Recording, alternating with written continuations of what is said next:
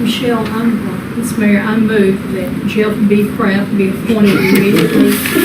These people are saying, and they're laughing at this, this is not funny. This is not funny. Jeff has lived here for 5 years. He's very rarely missed a council meeting. You know, he also participates in all city events. Sam would be an excellent choice. We're not saying that. I think Jeff has been here, done his thing. Y'all acting like you don't know Jeff. Get to meet him. Sure, I am a friend of his wife. Jeff has his own points, just as his wife. He's his own man. Anyhow, I do move that Jeff B. Kraft be appointed. As for me.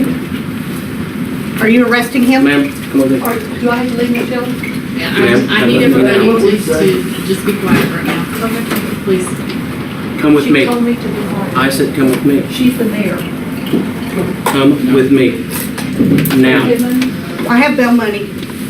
What should I do? Can we just, everybody agree This to is be a quiet? violation, disruption of a meeting, Class B misdemeanor in the state of Texas. I'm a peace officer, authorized by the state of Texas, not authorized by the mayor.